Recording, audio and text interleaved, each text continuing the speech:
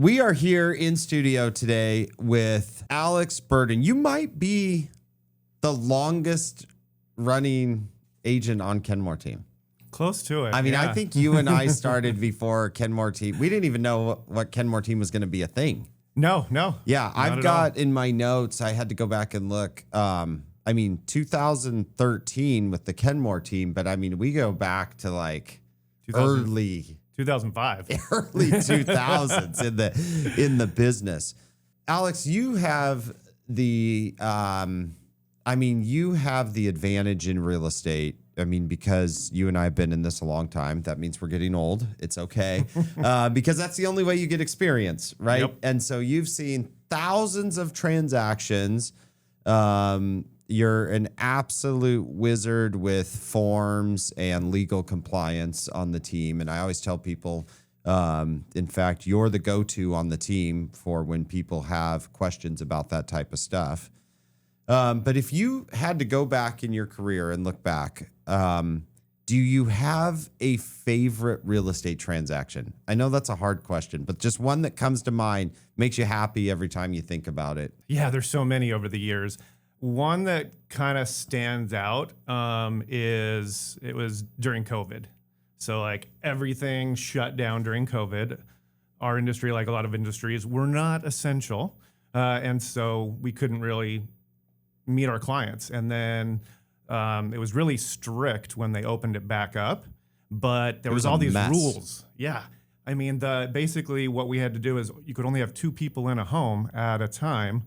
And, wearing masks and all of that. So when I had to go on my first listing appointment after it opened up, I was like, how's this going to work? Because usually if there's 2 people involved, they both want to be there for the conversation. So it was this young couple and met with them and I let them know, hey, this is how it's going to work. So it started out that, the wife took their baby in the backyard. Thankfully, it was a nice day.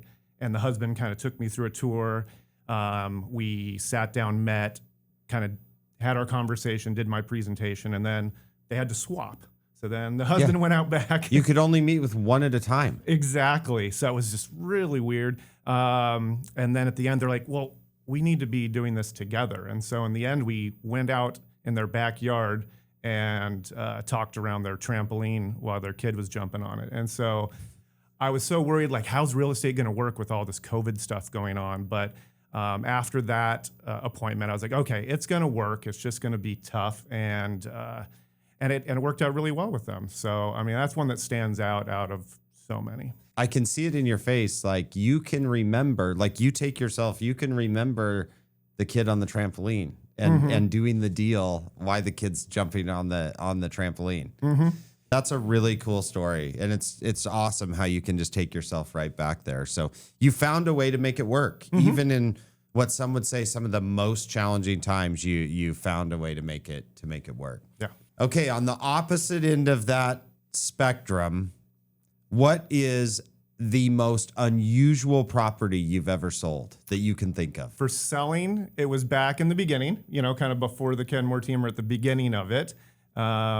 And my wife reminded me of this because she was in real estate with me at the time, and we worked for the owner of the company.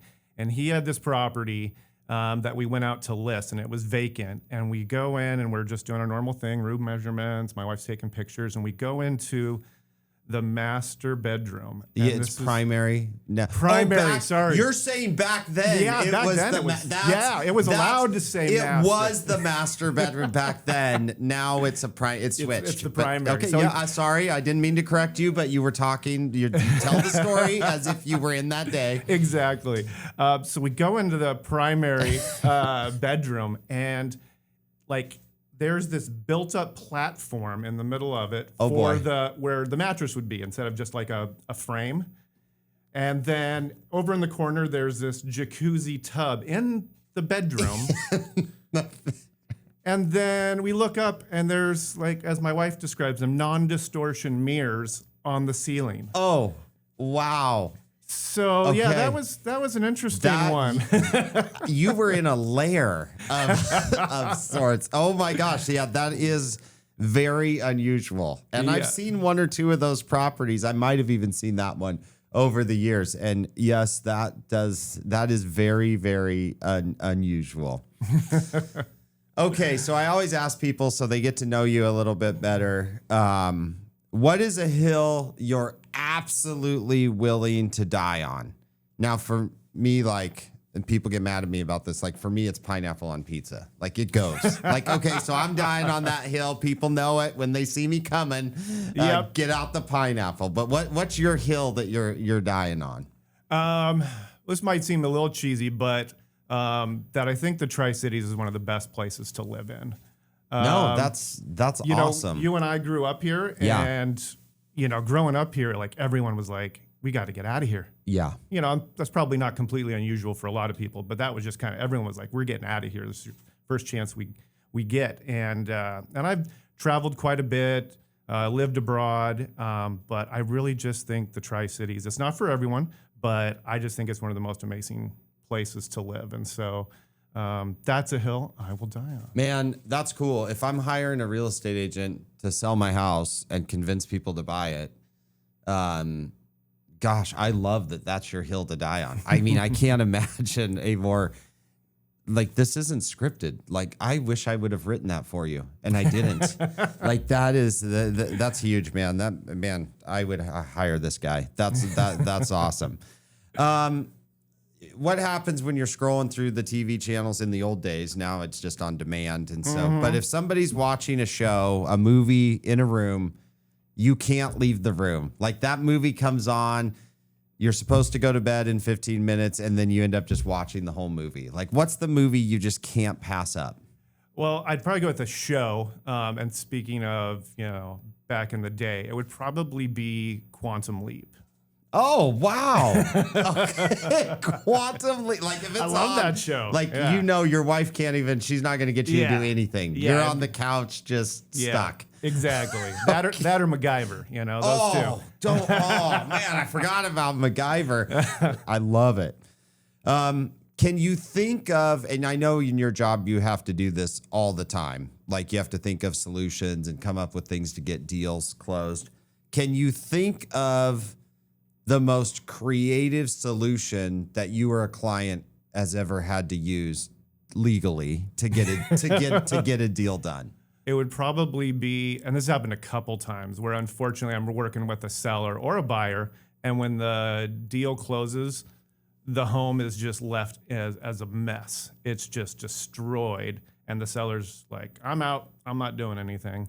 And so a couple different times I've had to actually myself go in and clean up the house. Yeah. And help out either the buyer or just make it okay for the new buyer. Yeah. And unfortunately. It's unfortunate. And I think if you've ever been in real estate long enough, that's happened to you. And, clients, they underestimate what it takes to move.